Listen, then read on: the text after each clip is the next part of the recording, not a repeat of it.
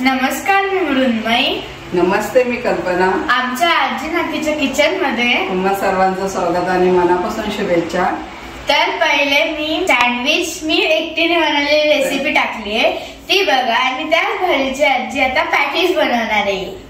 आता थंडीचे दिवस आहे, असं थंडीमध्ये काहीतरी गरम गरम खाऊशी वाटतं मधल्या वेळेला किंवा चहाच्या वेळेला. तर हे पॅटीस कसं बनवायचं ते दाखवते. आणि बटाटा भाजी पण आजीने युट्यूबवर टाकली, ती पण बघा. सेम तशीच भाजी केलेली आहे. हो, चला आजी तू काय काय घेतलं ते दाखव. 1 वाटी डाळीचं पीठ, त्यानंतर आजीने बटाट्याची भाजी केली ती घेतली आहे. पाव पाव पाव आणि चिंचेचा कोळ आणि कांदा. आजी तू रेसिपी दाखव नेहमीप्रमाणे. मी खायला येते. मी तुला पटकन हे असं छान पॅटीस करून देते. हे पॅटीस खूप छान लागतं. आता आपण जे पाव घेतले होते ते पावाचे आपण 2 भाग करणार आहे. हे असे 2 भाग करून घ्यायचे एका पावाचे.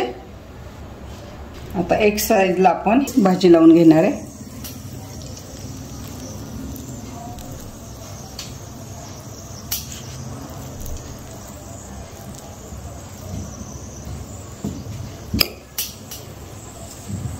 आता इथं आपली 2 याला बटाट्याची भाजी लावून झाली आहे.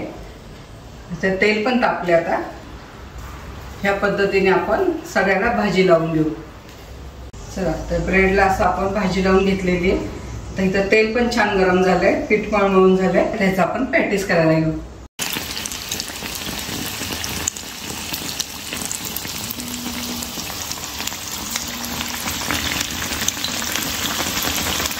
एक बाजू आपली टाकून दिली. आपण आता हे पलटी करू.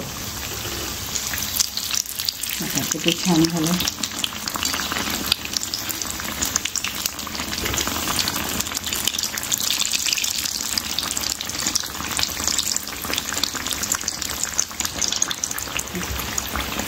मग आपले किती छान झालेत पॅटीस.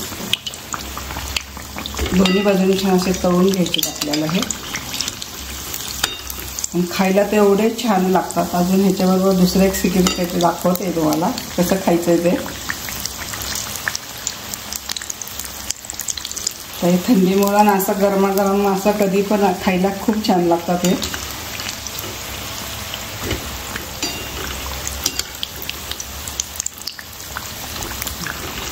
हे आपलं आता तळून झालेले आपण काढून घेऊ.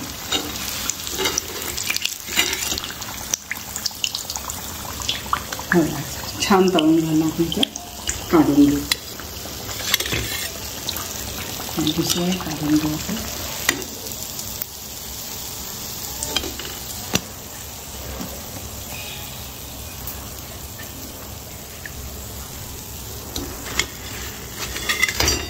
आता ह्याच पद्धतीने आपण हे सगळे पॅटीस तळून घेऊ. आता आपले सगळे पॅटीस तळून झालेले आहेत. एकदम छान झालेले आहेत आणि खायला खूप सुंदर लागतात. तरी सगळ्यांनी एकदा करून बघा. आजी बर ये आले पॅटीस संपणार. आता आपण पॅटीस कशा खायचं ते दाखवते. आता हे आपण पॅटीस घेतले, तर कशा खायचं ते दाखवते.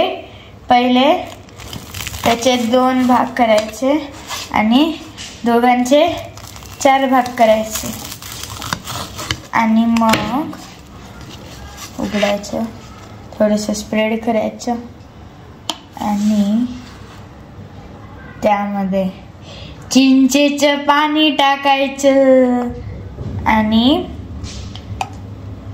चिंचेची चटणी टाकायची आणि हे प्लस हे एन्जॉय. मी दाखवलं कसं खायचं, पण आता आजीला खाऊ घालू. हा हा हा हा हा. त्याच्याबरोबर हा कांदा, त्याच्याशिवाय चव लागत. खा. कसे झाले? तूच केलंय चांगलं. मस्त झाले. मी सांगते खूप छान झाले. आंबट गोड चटणी त्यावर कांदा. हे एकदम हे थोडं ऑइली आहे, पण कधीतरी खावं. असं कितीतरी टाळणार ना, थोडं खायचं.